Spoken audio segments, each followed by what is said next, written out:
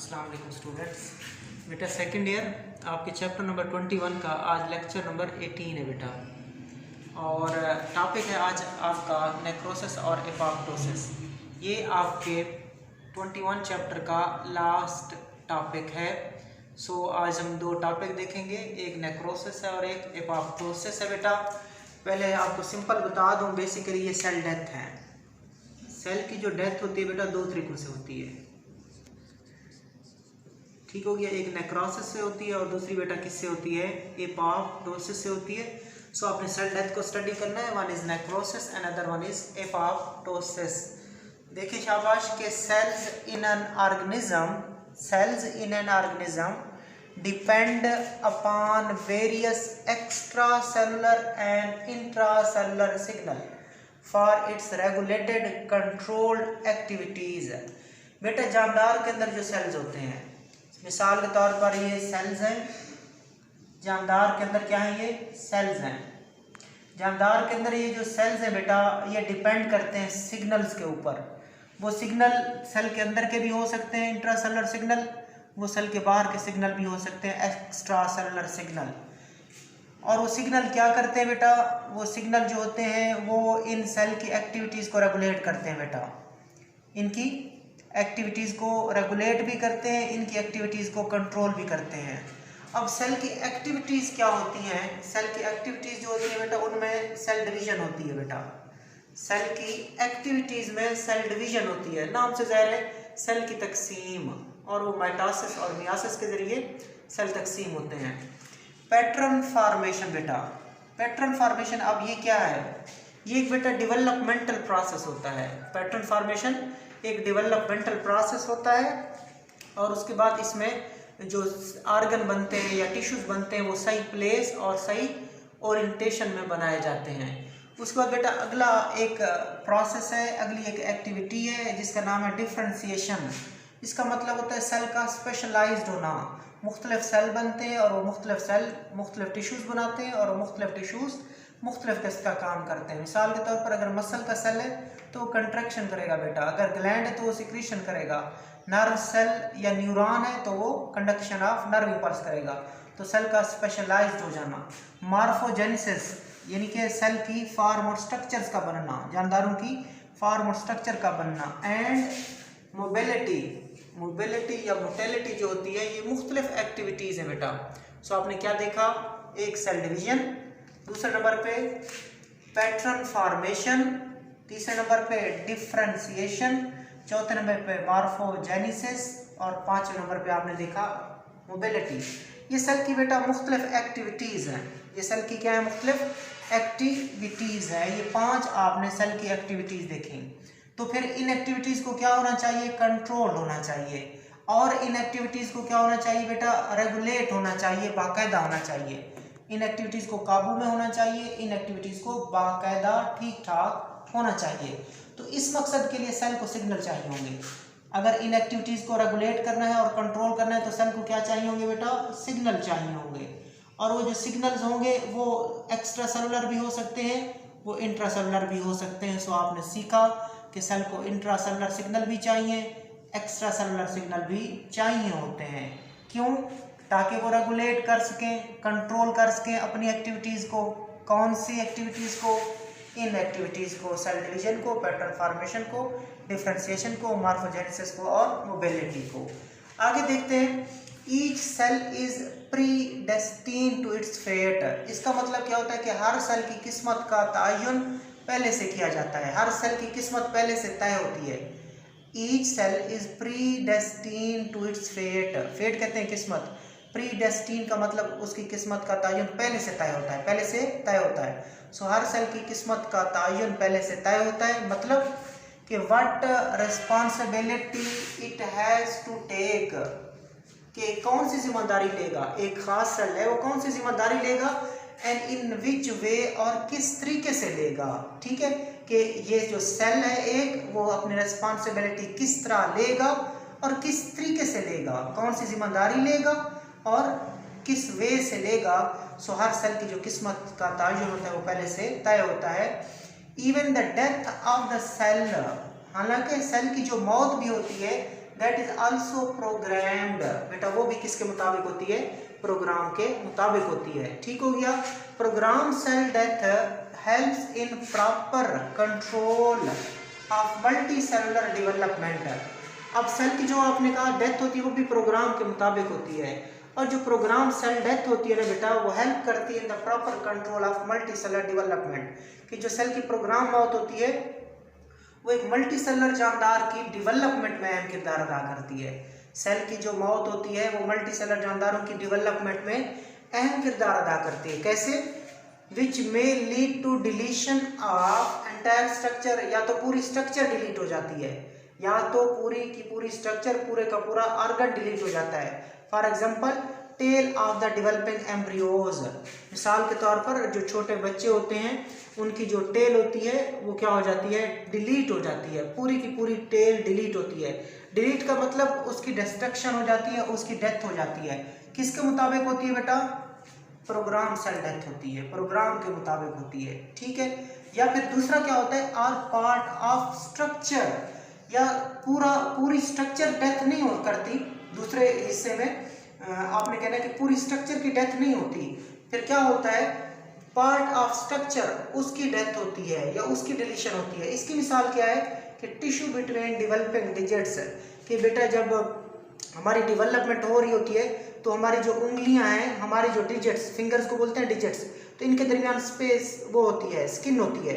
इनके दरमियान क्या होती है बेटा? स्किन होती है, तो ये सेपरेट नहीं होती है एक दूसरे से। फिर क्या होती है? ये स्ट्रक्चर तो पूरा हाथ है ना, पूरी स्ट्रक्चर तो एक हैंड है, उनके दरमियान क्या मौजूद है? स्किन मौजूद है, और जो डिजिट है वो अलग एक दूसरे से नहीं होती।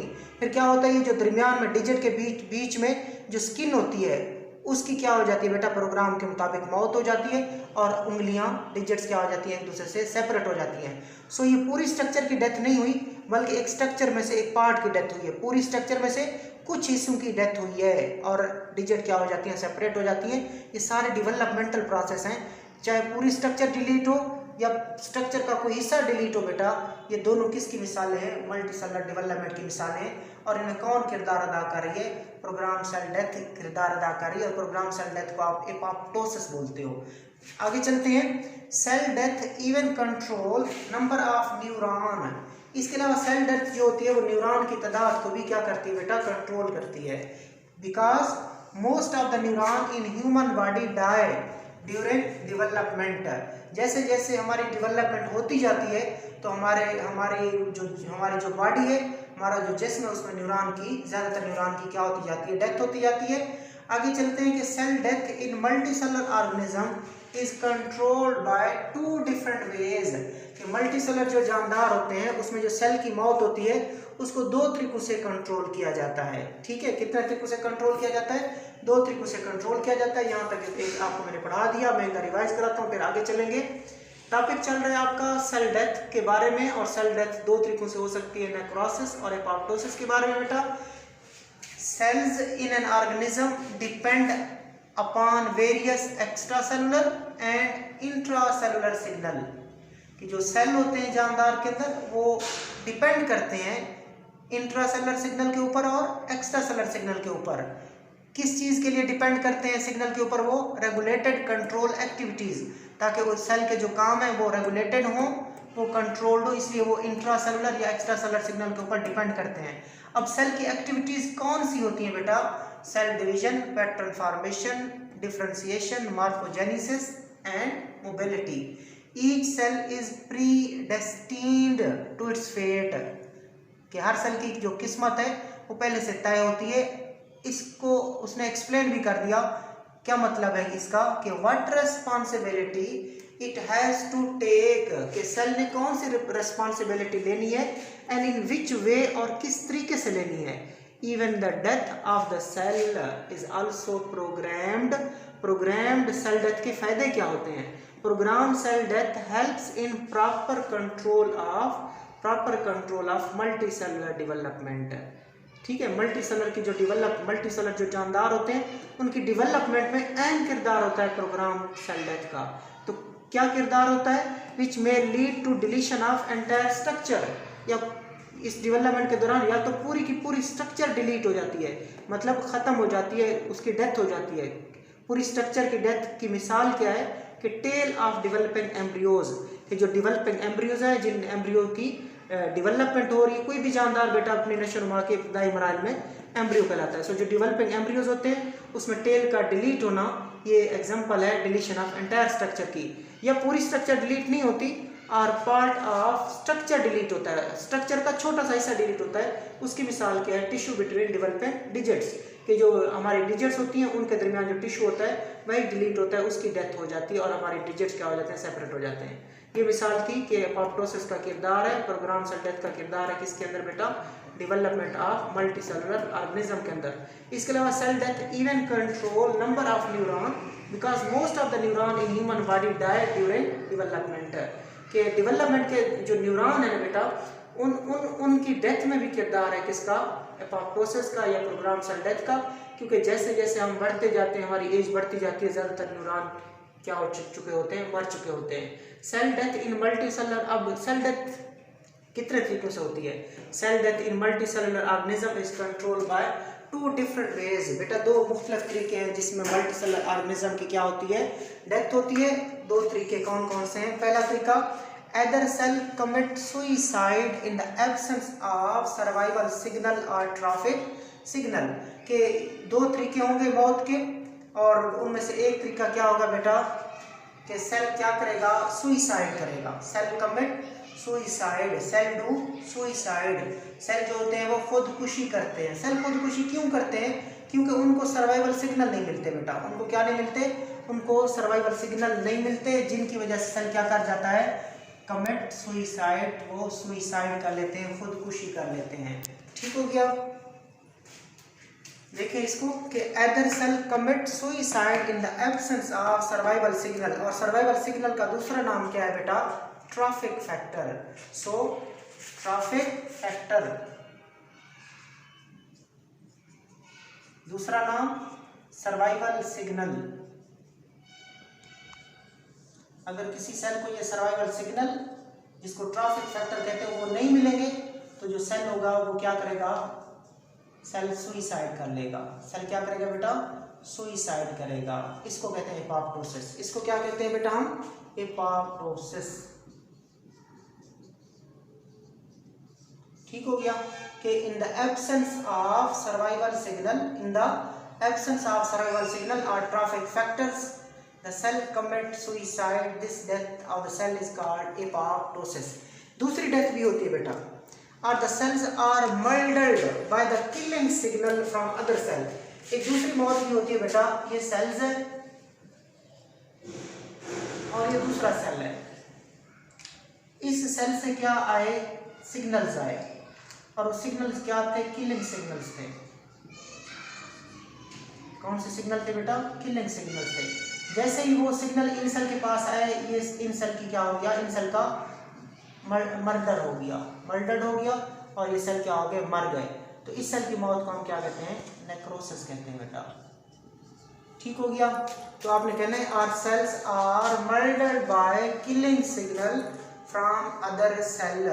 ठीक हो गया, या सेल को किलिंग सिग्नल मार देते हैं, और किलिंग सिग्नल कहाँ से आते हैं, दूसरे सेल से आते हैं। सपोज ये सेल थे, इनके पास किलिंग सिग्नल आए और उन किलिंग सिग्नल ने इनका मर्डर कर दिया, तो ये जो चीज़ है इसको क्या कहते हैं हम, नेक्रोसिस कहते हैं। अब हम बेटा एपोप्टोसिस की तारीफ करने लगे हैं। किसकी तारीफ, एपोप्टोसिस की डेफिनेशन यहाँ से स्टार्ट हो रही है कि internal programme of events, internal program of events and sequence of morphological changes by which cell commit suicide is collectively called apoptosis। internal program of event मतलब उसका अपना अंदरूनी प्रोग्राम है बेटा, उसका अपना अंदरूनी, सेल का अपना अंदरूनी प्रोग्राम है। और क्या है, सीक्वेंस ऑफ मॉर्फोलॉजिकल चेंजेस, और उसके अंदर मुख्तलिफ क्या आती जाती हैं, पहले तो उसका अपना इंटरनल प्रोग्राम बनता है इवेंट का, उसके बाद सीक्वेंस ऑफ मॉर्फोलॉजिकल चेंजेस। इसका मतलब है कि जो सेल की फॉर्म है और जो सेल की स्ट्रक्चर है वो चेंज होती जाती है। तो उसके बाद क्या आता है, सीक्वेंस ऑफ मॉर्फोलॉजिकल चेंजेस। उसके बाद क्या आता है, सेल कमिट सुइसाइड, तो सेल क्या कर लेता है, सुइसाइड कर लेता है। तो इन सब को हम मिला के क्या कहते हैं, एपोप्टोसिस। बेसिकली प्रोग्राम जब लफ्ज आ जाए ना, पी प्रोग्राम में भी पी है और एपोप्टोसिस में भी क्या है बेटा, पी। सो प्रोग्राम के मुताबिक मौत को एपोप्टोसिस कहते हैं, या कि internal programme of event and sequence of morphological changes by which cell commit suicide is called apoptosis. और एपोप्टोसिस बेटा ग्रीक वर्ड है। कौन सा वर्ड है? ग्रीक वर्ड है। इसका मतलब होता है ड्रॉपिंग ऑफ और फॉलिंग ऑफ, यानी कि टूट जाना, गिर जाना, सो जाना। ठीक हो गया। सो ये आपने एपोप्टोसिस का मतलब देखा। It is a Greek word meaning dropping off और फॉलिंग ऑफ। अब थोड़ा सा इस प्रोसेस की ये डेफिनेशन होगी एपोप्टोसिस की। अब थोड़ी सी इसी की एक्सप्लेनेशन है कि during this process dying cell shrink. तो इसमें जो मरने वाले सेल होते हैं वो क्या करते हैं बेटा? श्रिंक करते हैं। जो सेल इस तरीके से मर रहे होते हैं वो सबसे पहले क्या करते हैं बेटा? श्रिंक करते हैं। ठीक है। श्रिंक करने के बाद कंडेंस, गाढ़े हो जाते हैं, क्योंकि वो श्रिंक कर रहे हैं तो अंदर की चीजें गाढ़ी हो जाएंगी। अल्टीमेटली स्प्लिट अप, और आखिरकार वो टूट जाते हैं, releasing small membrane bonded apoptotic bodies which are generally phagocytosed by other cells, and intracellular constituents are not released freely in extracellular atmosphere which otherwise might have deleterious effect। मैं समझा देता हूँ आपको बेटा। सपोज ये एक सेल है और इसने अब किससे गुजरना है? इसने अब गुजरना है बेटा इंटरनल प्रोग्राम ऑफ इवेंट इसके अंदर होंगे और ये सीक्वेंस ऑफ मॉर्फोलॉजिकल चेंजेस से गुजरेगा। तो सबसे पहले क्या होगा? ये इंडिविजुअल जो सेल है वो बेटा क्या हो जाएगा? श्रिंक हो जाएगा। सबसे पहले क्या होगा? ये श्रिंक होगा। श्रिंक होने के बाद इसके जो अंदर की चीजें हैं उसकी क्या हो जाएगी बेटा? उसके अंदर की चीजों की कंडेंसेशन हो जाएगी। अंदर की चीजों की क्या होगी? कंडेंसेशन होगी, वो चीजें गाढ़ी हो जाएंगी। उसके बाद क्या होगा? इसकी जो सेल मेम्ब्रेन होगी बेटा वो बेतरतीब उभार बनाएगी। इस सेल की जो सेल मेम्ब्रेन होगी वो क्या बनाएगी? बेतरतीब उभार बनाएगी। उन बेतरतीब उभारों को हम क्या कहेंगे? उन बेतरतीब उभारों को हम ब्लेब्स कहेंगे। क्या कहेंगे बेटा? उन बेतरतीब उभारों को हम ब्लेब्स कहेंगे। और आखिरकार ये सारा सेल टूट जाएगा मुख्तलिफ छोटी छोटी बॉडीज में। मुख्तलिफ छोटी छोटी बॉडीज में ये सेल क्या हो जाएगा? टूट जाएगा। उन मुख्तलिफ छोटी छोटी बॉडीज को आप क्या कहते हो बेटा? एपोप्टोटिक बॉडीज कहते हो। क्या कहते हो? एपोप्टोटिक बॉडीज कहते हैं आप। अब देखें सेल की कोई चीज, अंदर की कोई चीज बाहर नहीं निकली है। ठीक है। और उसके बाद अब फेगोसाइटिक सेल्स आएंगे। फेगोसाइटिक सेल्स आएंगे और इन सेल्स को फेगोसाइटोस्ट कर जाएंगे, निगल के खा जाएंगे। तो यहाँ पे कोई इन्फ्लेमेशन नहीं होगी बेटा, क्योंकि सेल के अंदर की जो गंदी चीज़ें थी वो बाहर नहीं निकली हैं, वेस्ट बाहर नहीं निकला है, तो लिहाजा कोई इन्फ्लेमेशन यहाँ पे नहीं होती। यहाँ पे कोई इन्फ्लेमेशन नहीं होती, नो इन्फ्लेमेशन। ठीक हो गया बेटा, नो इन्फ्लेमेशन। तो ये देखें पहले सेल ऐसा था, फिर ऐसा था, फिर ऐसा हुआ, फिर ऐसा हुआ, फिर ऐसा हुआ, फिर खा लिया गया। सो ये सीक्वेंस ऑफ मॉर्फोलॉजिकल चेंजेस है बेटा। ये क्या है? सीक्वेंस ऑफ होता क्या है? Internal programme of events. उसके बाद क्या होता है? Sequence of morphological changes by which individual cell commit suicide. This is called apoptosis. This is called apoptosis. और इस apoptosis में हुआ क्या कि इंडिविजुअल जो सेल था वो सबसे पहले श्रिंक हुआ, फिर उसकी क्या हुई बेटा? उसकी कंडेंसेशन हुई, आखिरकार आगे उसने ब्लड का जिक्र आपकी किताब ने नहीं किया। जो सेल मेम्ब्रेन होती है वो इरेगुलर बड बनाती है, उन इरेगुलर बड्स को हम क्या कहते हैं? ब्लेब्स कहते हैं। आपकी बुक ने मेंशन नहीं किया। उसके बाद क्या होता है? वो आखिरकार वो सेल स्प्लिट हो जाता है into membrane bonded bodies. These membrane bonded bodies are called apoptotic bodies. और एपोप्टोटिक बॉडीज को फिर फेगोसाइटिक सेल क्या करते हैं? फेगोसाइटोस्ट कर जाते हैं। चूंकि सेल के इंटरनल जो कॉन्स्टिट्यूएंट्स थे वो बाहर रिलीज नहीं हुए, आउटसाइड रिलीज नहीं हुए, लिहाजा इसकी इन्फ्लेमेशन भी नहीं होगी और ख़तरनाक या डेलेटेरियस इफेक्ट्स भी इस तरीके की मौत में नहीं होंगे। ये सेफ तरीका है। सो इसको देख लें, डेफिनेशन भी क्लियर कर लें कि internal programme of events and sequence of morphological changes by which cell commit suicide is collectively called apoptosis. Apoptosis is a Greek word, means dropping off और फॉलिंग ऑफ। एक्सप्लेनेशन क्या है? कैसे क्या होता है इसमें? During this process dying cell shrink, पहले shrink and then condenses, ultimately split up, thus releasing small membrane bonded apoptotic bodies which are gently phagocytosed by other cells. Intracellular constituents are not released freely in extracellular atmosphere, कि cell के अंदर की चीज़ें बाहर नहीं निकली हैं, which otherwise might have a deleterious effect, अगर वो बाहर निकलती तो उनके असरात क्या होते बेटा, डेलेटेरियस इफेक्ट होते, खतरनाक असरात होते। लेकिन अब चूंकि वो सेल से चीज़ें बाहर नहीं निकली हैं, लिहाजा ये एक सेफ डेथ है, प्रोग्राम के मुताबिक हुई है, इसमें कोई इन्फ्लेमेशन नहीं होगी, कोई खतरनाक असरात भी नहीं होंगे। तो ये बेटा आपने देखी, ये आपने देखी एपोप्टोसिस। अब देखते हैं हम दूसरी death. In contrast to suicide, यानी कि सुइसाइड के अलावा, एपोप्टोसिस के अलावा एक दूसरी डेथ भी होती है, the cell death due to tissue damage. Cell death due to tissue damage is called necrosis. Cell death due to tissue damage, इधर मैं डेफिनेशन में लिखता हूँ कि cell death due to tissue damage, cell death किसकी वजह से, due to tissue damage, that is called necrosis, या इसको आप एक्सीडेंटल डेथ भी बोलते होते हो बेटा, एक्सीडेंटल डेथ। एक्सीडेंटल डेथ किसकी, सेल्स की या टिश्यूज की, that is also called necrosis. So देख लें इसको, cell death due to tissue damage, cell death due to tissue damage is called necrosis. अब इसमें क्या होता है, ड्यूरिंग विच टिपिकल स्वेल, इसमें के जो टिपिकल सेल होता है, इसमें जो टिपिकल सेल होता है, यानी कि जो सेल मर रहा है, जो सेल एक्सीडेंटल डेथ का शिकार हो रहा है, जिसको टिश्यू डैमेज हुआ है, वो क्या करेगा, टिपिकल सेल जो होगा स्वेल करेगा, यानी कि बड़ा हो जाएगा, एंड बर्स्ट, और फट जाएगा, रिलीजिंग इंट्रासेलुलर कंटेंट, और अंदर की चीजें बाहर आ जाएंगी, which can damage the neighbouring cell, उससे नेबरिंग सेल को क्या होगा बेटा, नुकसान होगा, और इसमें इन्फ्लेमेशन भी होगी। सो मैं नेक्रोसिस बता देता हूँ कि ये एक एक्सपोज सेल है, इसको हुआ कोई डैमेज हुआ, ठीक है, तो उसके नतीजे में ये इंडिविजुअल सेल या टिपिकल सेल क्या करेगा, पहले स्वेल करेगा, स्वेल करने के बाद क्या हो जाएगा बेटा, बर्स्ट हो जाएगा, क्या हो जाएगा, बर्स्ट हो जाएगा। बर्स्ट होने के बाद इस सेल की जो अंदर की चीज़ें हैं वो बाहर निकल आएंगी, अंदर की चीज़ें जब बाहर निकलेंगी तो बाहर तो दूसरे सेल्स पड़े हुए हैं, बाहर तो दूसरे सेल्स पड़े हुए हैं बेटा, उन सेल्स को क्या पहुंचेगा, नुकसान पहुंचेगा, और यहाँ पे इन्फ्लेमेशन भी होगी, और दूसरे सेल्स भी मरना शुरू हो जाएंगे, ठीक हो गया। तो आपने कहा कि ये क्या है बेटा, डेथ ऑफ द सेल और death of the tissue due to tissue damage is called necrosis. Here the individual cells, the typical the cell, a typical cell, it swells, then burst and releasing intracellular content outside, and these intracellular content can harm or damage the neighboring cell and causing inflammation. So अगर कोई आपसे पूछे inflammation किधर होती है, आप कहेंगे sir inflammation होती है नेक्रोसिस के अंदर, ठीक हो गया बेटा, ये आपने देखा, और ये आज आपका टॉपिक था एपोप्टोसिस और नेक्रोसिस। अल्लाह हाफिज़।